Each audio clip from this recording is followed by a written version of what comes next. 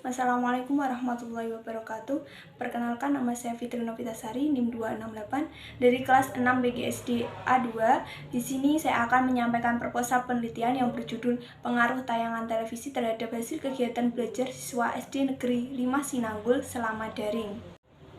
Yang pertama yaitu pendahuluan dari proposal penelitian ini, ada latar belakang masalah. Proses pendidikan dalam pembelajaran harus terjadi adanya kerjasama antara pihak guru dengan peserta didik untuk mencapai suatu tujuan yang diinginkan. Akan tetapi, dengan adanya pandemi ini, bukan saja guru dan siswa saja yang terlibat dalam proses pembelajaran, melainkan orang tua juga terlibat langsung dalam proses pembelajaran anak. Selama pandemi, pembelajaran harus tetap berlangsung, dan pemerintah sudah mengeluarkan edaran bahwa pembelajaran dilakukan secara daring dalam rangka memutus rantai penyebaran COVID-19 di semua jenjang pendidikan. Maka dapat disimpulkan bahwa sesuatu yang belum diketahui dapat mendorong siswa untuk belajar mencari tahu. Siswa pun mengambil sikap seiring dengan minatnya terhadap suatu objek. Siswa mempunyai keyakinan dan pendirian tentang apa yang seharusnya dilakukannya. Sikap itulah yang mendasari dan mendorong ke arah perbuatan belajar. Jadi, sikap siswa dapat dipengaruhi oleh motivasi sehingga siswa dapat menentukan sikap belajar. Di sisi lain, dengan perkembangan ilmu pengetahuan juga teknologi dalam bidang komunikasi dan informasi, menonton televisi merupakan kegiatan di mana sebagian orang menghabiskan waktunya baik setelah menyelesaikan tugasnya maupun ketika tidak mempunyai kegiatan lainnya. Banyak waktu yang seharusnya untuk belajar tetapi dipergunakan untuk menonton acara-acara di televisi yang sifatnya hiburan dan bukan pengajaran, sehingga minat belajar anak sangat kurang. Melihat bahwa televisi merupakan salah satu faktor yang dapat mempengaruhi hasil kegiatan belajar, maka penulis tergerak untuk melakukan penelitian eksperimen yang berjudul Pengaruh Tayangan Televisi Terhadap Hasil Kegiatan Belajar Siswa SD Negeri 5 Sinanggul Selama Daring. Selanjutnya ada rumusan masalah. Yang pertama, bagaimana pengaruh tayangan televisi terhadap proses pembelajaran anak SD di masa pandemi. Yang kedua, kendala apa saja yang dihadapi selama kegiatan pembelajaran daring dari rumah. Yang ketiga, bagaimana pengaruh tayangan televisi terhadap hasil pembelajaran di masa pandemi atau daring. Yang selanjutnya, tujuan penelitian. Mengetahui pengaruh tayangan televisi terhadap proses pembelajaran anak SD di masa pandemi, dan untuk mengetahui kendala yang dihadapi selama kegiatan pembelajaran daring dari rumah. Selanjutnya, manfaat penelitian. Bagi siswa, dengan adanya proposal penelitian tentang pengaruh tayangan televisi terhadap hasil kegiatan belajar siswa SD Negeri 5 Sinanggul selama daring, maka diharapkan dapat sebagai bahan pertimbangan dalam pemilihan tayangan televisi sesuai dengan waktu pembelajaran daring selesai. Selanjutnya, yang kedua yaitu kajian pustaka. Yang pertama, kajian teori, membahas tentang tayangan televisi. Televisi adalah media pandang sekaligus media pendengar yang dimana orang tidak hanya memandang gambar yang ditayangkan di televisi, tetapi sekaligus mendengar atau mencerna narasi dari gambar tersebut. Jadi berdasarkan pengertian tersebut, tayangan televisi merupakan sebuah tontonan program siaran yang berupa gambar dan audio yang dilihat oleh pemirsa dari jarak jauh. Jadi, kalau dalam sehari anak belajar 2 jam, maka paling lama anak boleh menonton televisi yang aman pada anak adalah antara pukul 3 sore sampai jam 6 malam, karena di atas jam tersebut lebih banyak tayangan untuk dewasa.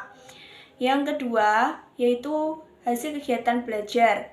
Hasil belajar merupakan bukti keberhasilan yang telah dicapai siswa di mana setiap kegiatan belajar dapat menimbulkan suatu perubahan yang khas, meliputi keterampilan proses, keaktifan, motivasi, serta prestasi belajar. Yang ketiga, pembelajaran daring.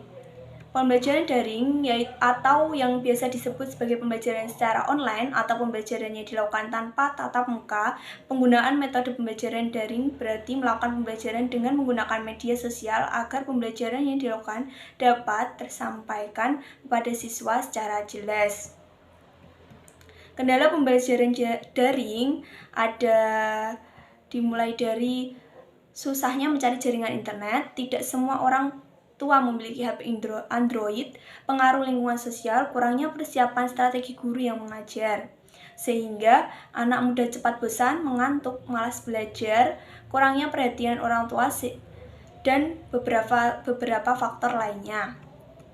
Solusi pembelajaran daring yang pertama, guru membuat video penjelasan mengenai materi yang sedang diajarkan. Yang kedua, Mengevaluasi nilai peserta didik. Yang ketiga, setiap harinya guru selalu mengirimkan tugas dengan batas waktu yang telah ditentukan. Yang keempat, ketika peserta didik ada kesulitan tentang materi yang dipelajari, guru memberikan kemudahan untuk kunjungan ke rumah guru. Yang kelima, ketika peserta didik tidak mengerjakan tugas 3 kali secara berturut-turut, guru memberikan surat panggilan kepada orang tua.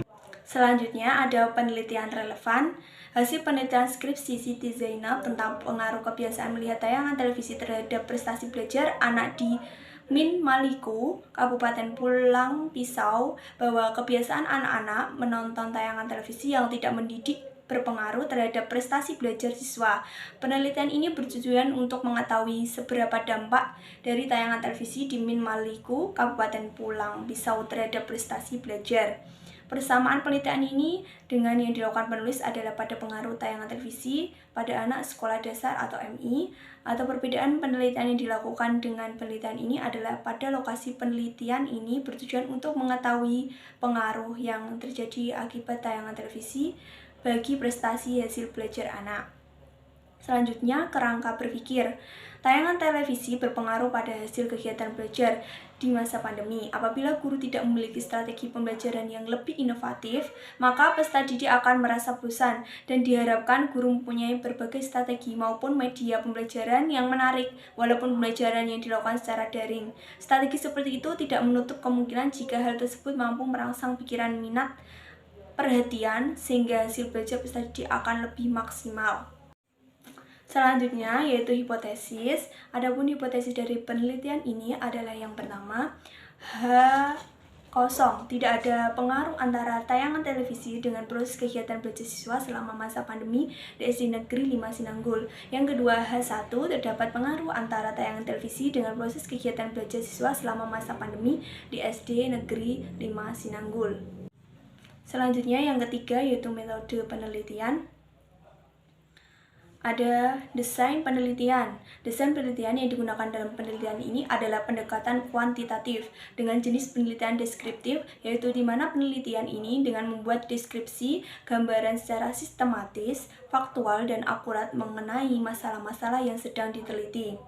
Selanjutnya, tempat dan waktu penelitian. Tempat penelitian di SD Negeri 5 Sinanggul dan waktu penelitian adalah akhir pembelajaran atau akhir semester pada bulan Juli tahun 2021.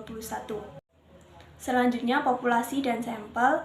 Yang pertama, populasi. Dalam penelitian ini yang menjadi populasi adalah seluruh siswa kelas 2 SD Negeri 5 Sinanggul yang berjumlah 24 orang. Yang kedua, sampel. Sampel dalam penelitian ini adalah kelas 2 sebagai sampel jenuh, yaitu semua populasi dijadikan sampel atau semua siswa sebanyak 24 dijadikan sampel. Selanjutnya, variabel penelitian. Yang pertama, variabel bebas atau variabel X, yaitu variabel yang dapat mempengaruhi atau dapat menjadi sebab perubahan pada variabel terikat. Variabel bebas pada penelitian ini adalah pengaruh tayangan televisi terhadap pembelajaran daring. Yang kedua, variabel terikat atau variabel Y, yaitu variabel yang dipengaruhi atau menjadi akibat adanya variabel bebas. Variabel terikat pada penelitian ini adalah hasil belajar. Selanjutnya, definisi operasional. Yang pertama, variabel terikat. Dalam penelitian ini, variabel terikatnya adalah hasil belajar mata pelajaran tematik di kelas 2 SD Negeri 5 Sinanggul. Yang kedua, variabel bebas. Dalam penelitian ini, variabel bebasnya adalah pengaruh tayangan televisi terhadap pembelajaran daring. Selanjutnya, teknik dan instrumen pengumpulan data. Yang pertama ada angket atau kuesioner. Teknik ini digunakan peneliti untuk mengetahui pengaruh tayangan televisi terhadap hasil belajar anak siswa kelas 2 di SD Negeri 5 Sinanggul dalam pembelajaran daring yang telah dilakukan semenjak bulan Maret tahun 2021. Yang kedua, yaitu wawancara. Teknik pengumpulan data pada penelitian ini dilakukan secara wawancara yang bertujuan untuk mendapatkan informasi data tentang proses belajar mengajar dengan cara daring. Selanjutnya, Yang ketiga, observasi. Peneliti melakukan observasi secara langsung pada beberapa siswa SD Negeri 5 Sinanggul terhadap hasil belajar selama daring. Instrumen pengumpulan data yang digunakan dalam penelitian ini ialah sebagai berikut. Ada uji validitas. Suatu tes penelitian dapat dikatakan memiliki validitas yang tinggi jika dapat memberikan hasil ukur yang tepat dan akurat. Jika suatu penelitian menghasilkan data yang tidak relevan dengan tujuan yang diadakan, maka dapat dikatakan bahwa penelitian tersebut memiliki validitas yang rendah. Ada selanjutnya uji reliabilitas adalah sejauh mana hasil pengukuran dengan menggunakan objek yang sama akan menghasilkan data yang sama. Hasil penelitian dikatakan reliable apabila terjadi kesamaan data dalam waktu yang berbeda. Selanjutnya ada teknik analisis data. Yang pertama, uji korelasi, metode pertautan atau metode penelitian yang berusaha menghubung-hubungkan antara satu unsur atau elemen lain untuk menciptakan bentuk dan wujud baru yang berbeda dengan sebelumnya. Yang kedua, uji regresi untuk mengetahui arah hubungan antara variabel bebas dengan variabel terikat apakah negatif atau positif. Peneliti menggunakan program SPSS untuk memudahkan dalam menguji hubungan antar variabel menggunakan uji regresi linear. Yang ketiga, uji ANOVA, bentuk uji hipotesis statistik di mana kita mengambil kesimpulan berdasarkan data kelompok statistik inferentif. Yang keempat, uji t-test, suatu uji yang menunjukkan seberapa jauh pengaruh satu variabel independen secara individual dalam menerangkan variabel dependen. Selanjutnya yang terakhir yaitu kesimpulan. Yang pertama, hasil belajar siswa dipengaruhi oleh banyak faktor, yakni faktor internal atau faktor pendekatan belajar siswa itu sendiri dan faktor eksternal. Yang kedua yaitu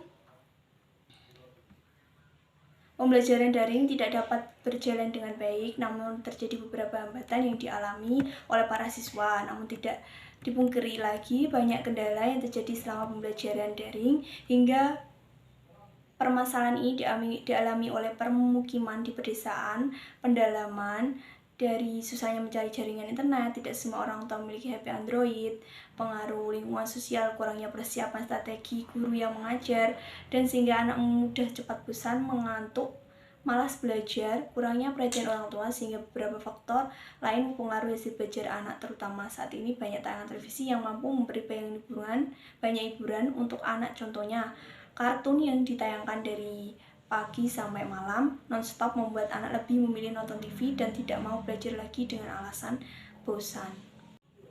Sekian penyampaian proposal penelitian dari saya. Apabila ada salah kata, saya mohon maaf. Wassalamualaikum warahmatullahi wabarakatuh.